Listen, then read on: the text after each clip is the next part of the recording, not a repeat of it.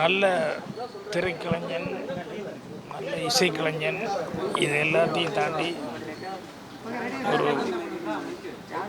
எல்லாருக்கும் பிடித்தமான ஒரு நல்ல மனிதன் மதன் பாபு அவர்கள்.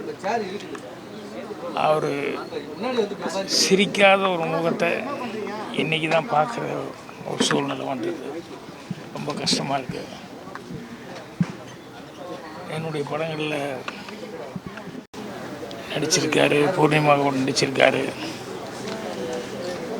நான் படத்தில் நடிக்கும்போது என் படத்தை பார்த்து இல்லை என் கூட ஷூட்டிங்கில் மற்றவங்கெல்லாம் சிரிச்சிருக்காங்க.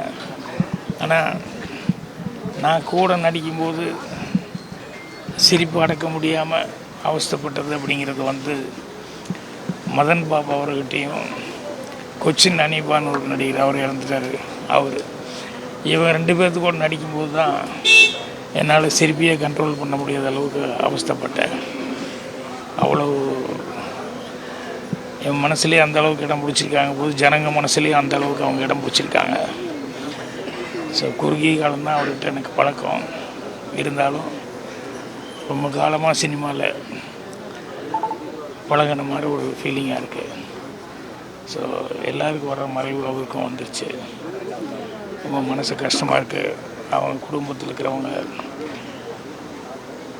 உற்றார் உறவினர், நண்பர்கள் எல்லாத்துக்குமே என்னுடைய ஆறுதல் தெரிவிச்சுக்கிறேன். மதன் பாபு அப்படின்னு சொன்னாலே அவருக்கு அடையாளம் அவருடைய சிரிப்பு.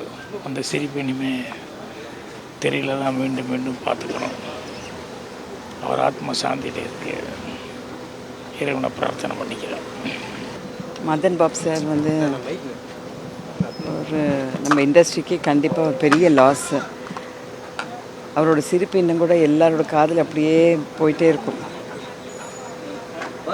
இப்போ சமீபத்தில் கூட என் கூட மல்லிங்கிற சீரியலில் நடித்தார். அங்கே செட்டில் கூட ஏதாவது ஒன்று சொல்லிவிட்டு சிரிச்சிட்ருப்பார், பழைய ஞாபகம்லாம் பேசிகிட்ருப்பார். அவர் இருக்கும்போது கொஞ்சம் டைம் போகிறதே தெரியாமல் இருக்கும். ஒரு நல்ல மனிதர் அவர். எனக்கு அவங்க ஃபேமிலியை சின்ன வயசுலேருந்தே தெரியும். ஸோ அவங்க சிஸ்டர், அவங்க ஃபேமிலியெலாம் எனக்கு சின்ன வயசுலேருந்து தெரியும். ஸோ அப்போவே சொல்லுவாங்க, எங்கள் பிரதர் ஒரு ஆக்டர் அப்படிம்பாங்க. ஸோ இங்கே தான் நான் எங்கள் படம் பாரிஜாதம் போது சந்தித்தேன் அவரை.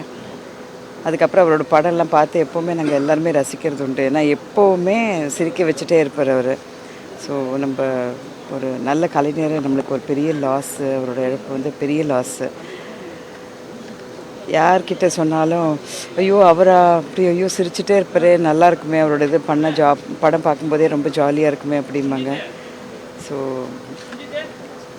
அவர் இல்லாமல் இருக்கிறது நம்ம இண்டஸ்ட்ரிக்கு ஒரு பெரிய இழப்பு தான் அது. ஸோ அவரோட ஆத்மா சாந்தி அடையணும், கடவுள்கிட்ட வேண்டிக்கிறேன். செய்திகளை உடனுக்குடனும் துல்லியமாகவும் தெரிந்து கொள்ள சப்ஸ்கிரைப் பண்ணுங்கள்.